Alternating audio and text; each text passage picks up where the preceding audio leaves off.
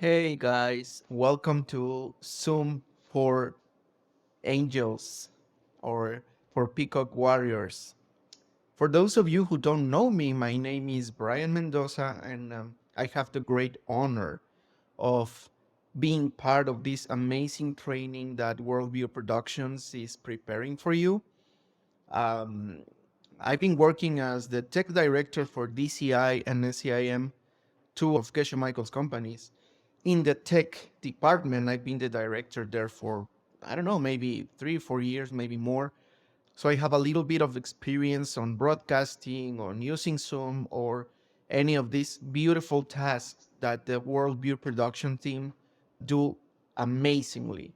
And a few days ago, maybe weeks ago, Francisco came to me and he asked me, "Hey, Brian, would you like to help us film or record a tutorial or training for people that is interested in planting seeds by volunteering in the tech worldview production Zoom?"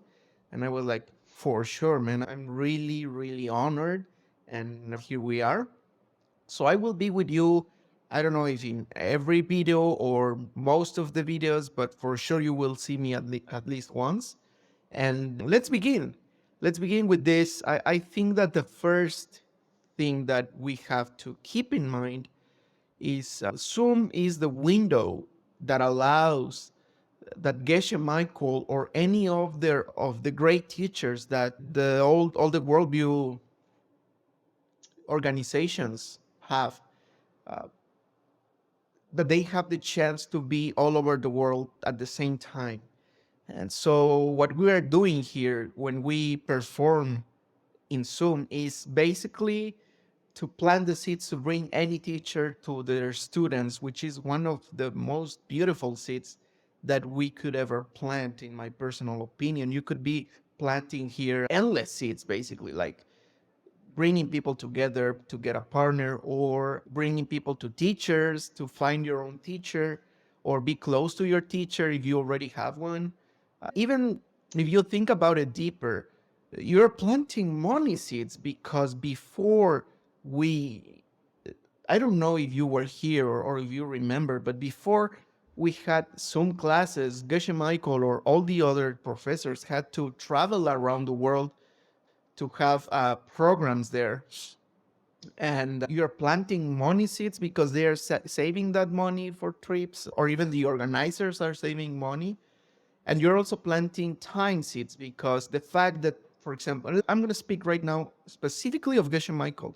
The fact that Geshe Michael doesn't have to travel all over the world to reach an audience allows him to translate more books or get more ideas, mine more content for all the different organizations that he has founded. And that's something really precious.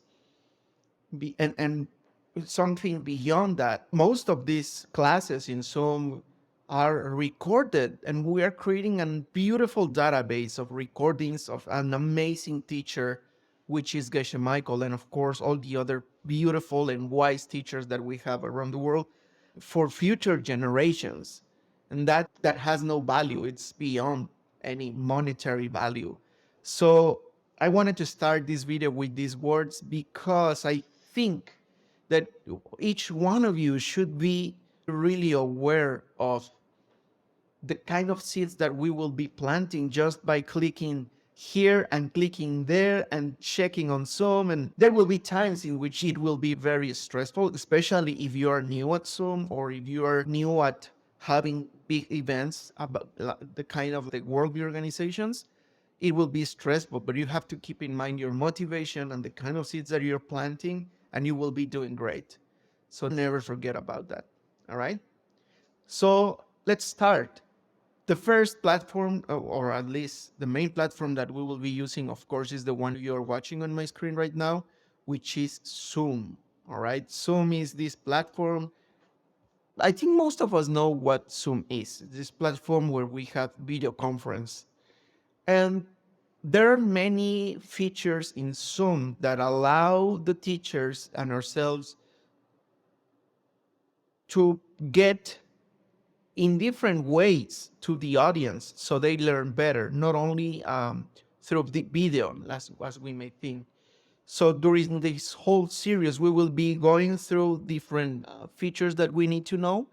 So let's get into it. Now, we will have, this is the latest version of Zoom, which is the first tip that I will give you. Always keep your Zoom up to date, always. And always ask your audience before time, if you can, or during the event, to keep their Zoom account up to date, because sometimes there's certain incompatibility between the different versions of Zoom, so they will face challenges. So we want to have all the time ourselves an up-to-date Zoom and our audience to have it too, so they have the best experience possible.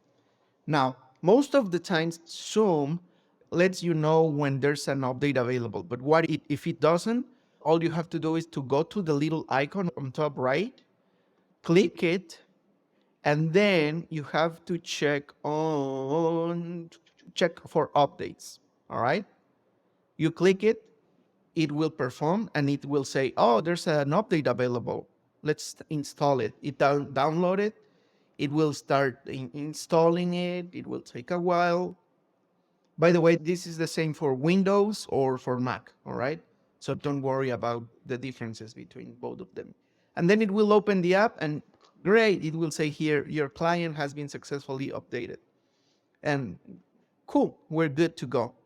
So the first tab here called Home, here, this one works to join a meeting. If you're gonna be like a translator or to record any meeting, you can type here the ID, which is generally a number. You can put, I don't know, your name, or my name is Ren Mendoza, but you can be like recording Spanish language, for example, or whatever. And then you just click on join, and the person having the meeting will have the announcement that you're in the waiting room or whatever. This is for sharing screen. You won't use that, to be honest, at this point like this, you won't use it. You have the schedule in case you want to book a meeting. You also, unless you're like a manager of an event, you will probably use this to book ahead of time the dates of the event, which is very useful because it will give you like the link for the meeting, etc. But I like to do it another way that I will teach you further in time. But this is a function that works that way. Then we will have this one, which is new meeting. And let's start with this one. We won't use it that much, but I just want to go over the features once you are within Zoom. Right. So once you open the meeting, you will see here, can I move my face? No, I don't think so. Okay, don't worry. You will see here, I think you can see this as the audio and the video icons that everyone knows by now, I hope.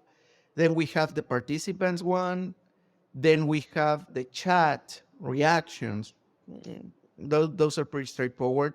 Host tools, a lot of things that we allow people to do. Then AI companion that I don't use that much, to be honest. Apps, this is especially useful in case you want to put a timer or music or whatever.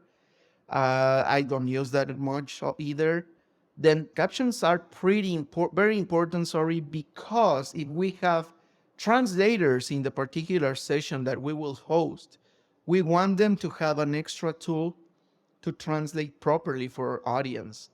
And translators are just as important as the tech crew, sorry. So we want to make sure that the caption language is in English.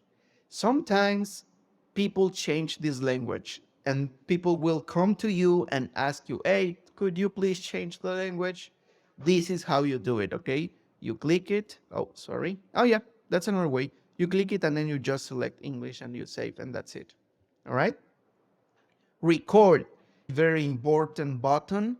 I think that one of the most important things that we need to keep in mind when we're doing this job is we have a lot of power.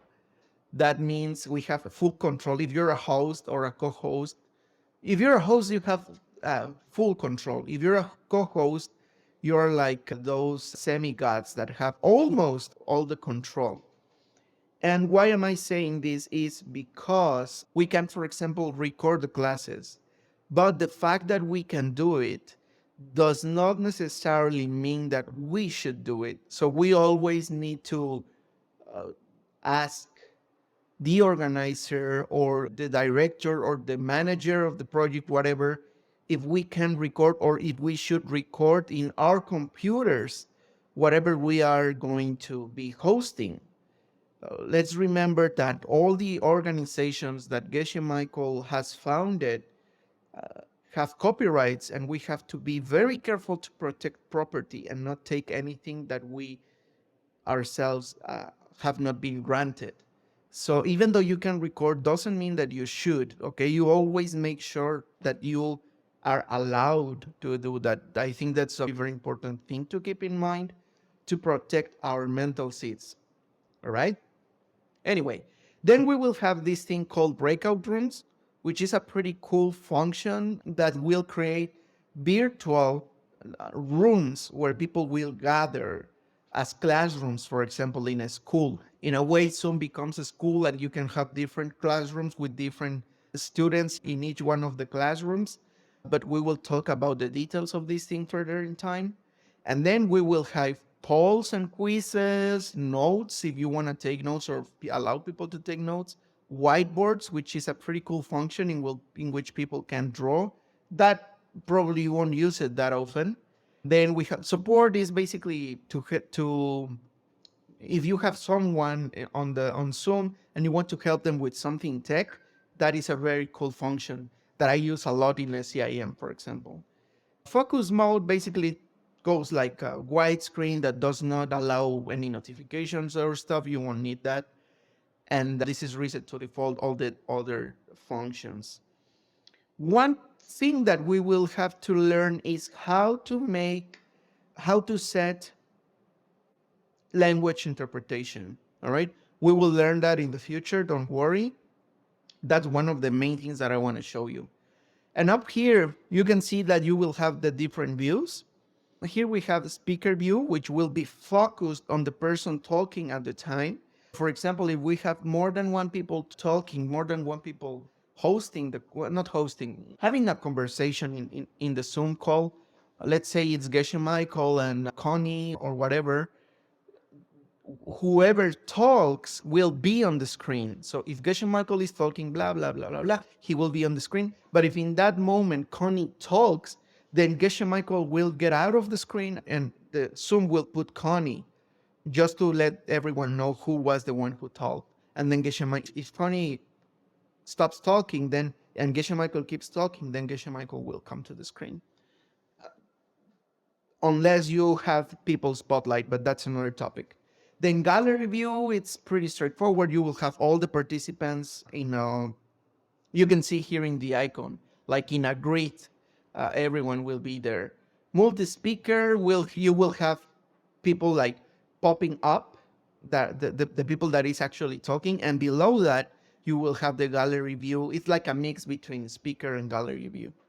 Immersive, it's another kind of way to see people around. And then, yeah, this is like more to have different ways to view that Zoom shows. It makes it look a little prettier, but it's really not that important, to be honest. You can even set up a wallpaper for the meeting that will show up when you, for example, when you record the meeting or something. That one will be the thing that you will see, which makes it look prettier. And it's important for branding purposes. When you record, you can put like, I don't know, little details on the sides, YSI or ACI or whatever, to make it more like people identify what are they watching. Hide self view is in case you have your camera on and then you hide yourself to see all the other people. Show non-video participants will show this screen that I'm looking right now, but for all people would that have the video turned off. Show meeting timers. It will show it on the top right here. You can see it, meeting duration, or if anyone put a stopwatch or whatever. All right. So that's pretty much it, the basic of Zoom, the basics. So yeah, I think you know what? Let's see something else, something that is very important. Here where you will see audio and video, you will see two little arrows next to them. This is pretty useful because if you click on it, you will see, you will be able to select the source of your microphone. You can see here that I have different microphones for different programs that I have, virtual microphones, and the microphone of the computer. This is important, for example, if you're in a local venue, just in case, and there are different microphones connected to the computer, you will be able to select which microphone you want the audience to hear in your computer, in the Zoom call, right? Let's say Geshe Michael is talking in one microphone and the audience is talking in another microphone. Here you will be able to select which source do you want them to listen directly to provide the audience a better quality of the audio. And the speaker is basically the same, but in the speaker terms, right? Let's say that you want to listen to the Zoom call through the speakers of your computer, or through some earphones, or through some big speakers around in the venue locally, etc. And this is a very important button right here, because this one, oh, let me, sorry for that. This one will allow you to test if the audio is coming out of the proper speaker, but also if the sound is good. So let's test it. Let's click it, test speaker. You can hear there, right? How the audio is coming out. And now let's change to, I don't know, this one. You can see here the levels of the sound going up, but you don't hear anything. At least in my speakers, I cannot hear anything because those speakers are not active. So if I don't hear anything, then I go to the source of my computer and, oh, I can hear it now. So everything's good. And this is, oh, next. This is the microphone. Microphone. All right. All right. You can hear how it comes back the audio to show me that the actual microphone of my computer is working. You can hear how it comes back the audio to show me that the actual microphone of my... Okay.